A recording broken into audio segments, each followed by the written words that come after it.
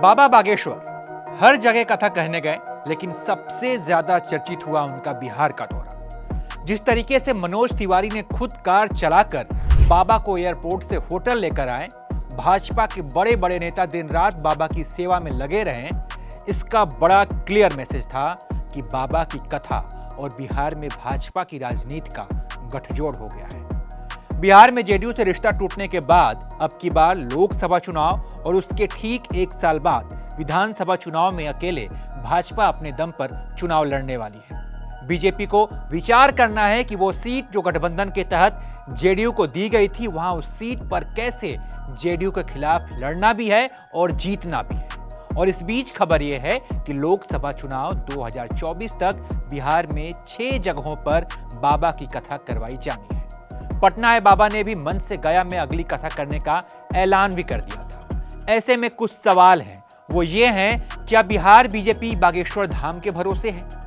आखिर बाबा के कथा से भाजपा को फायदा कैसे होगा? आखिर कहां-कहां बाबा की कथा होने वाली है? इन सारे सवालों के जवाब इस वीडियो में तलाशने की कोशिश करते हैं। बाबा एमपी के छतरपुर के रहने वाले हैं, लेकिन जितनी भीड़ उनकी पटना की सभा में हुई, उतनी शायद एमपी में भी नहीं होती है। पटना में उनकी कथा सुपरहिट रही। इसके बाद 6 जगहों पर बाबा की कथा की तैयारी है। इसमें गया, बक्सर, सीतामढ़ी, मुजफ्फरपुर, मधुबनी और दरभंगा। इन 6 जगहों पर बाबा की कथा हुई तो क्या फायदा होगा? इस वीडियो में हम आपको आज यही समझाने वाले हैं।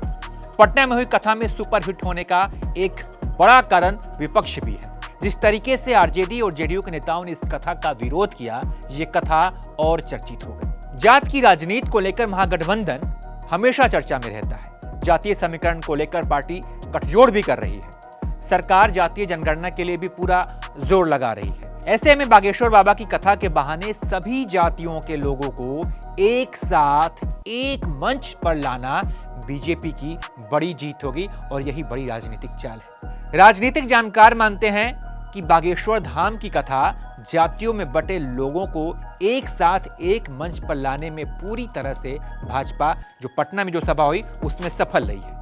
तो इस कारण से अब कथा के विस्तार की तैयारी है।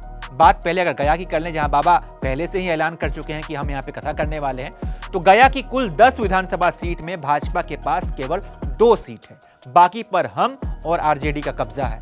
ऐसे में भाजपा गया में कथा कर मगध को पूरी तरह से साधने की कोशिश करेगी। गया के अलावा जो आसपास के जिले हैं, उन पे भी इसका असर पड़ेगा।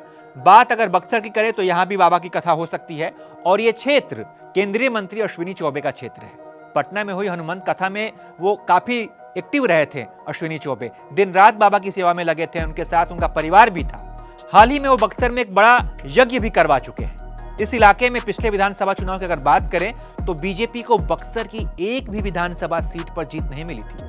बक्सर शहर की सीट भी भाजपा हार गई थी, जो उसका गढ़ माना जाता है। ठीक उसी तरह अंग क्षेत्र में भी भाजपा की स्थिति कमजोर है। मुंगेर के सम्राट चौधरी को पास भाजपा की कमान है, वो भी कथा के दौरान काफी सक्रिय रहे थे। सम्राट चौधरी के क्षेत्र में कथा होने से क्षेत्र के कई जिलों में भाजपा को ऑक्सीजन मिलेगी, जैसे कि जमालपुर हो गया, मुंगेर, जमुई, बांका, ऐसे कई जिले हैं जो इस कथा से कवर हो जाएंगे। कुल मिलाकर बाबा की कथा बिहार में भाजपा के लिए जड़ी बूटी की तरह है, जिसे लेते ही भाजपा के अंदर जान आ जाएगी।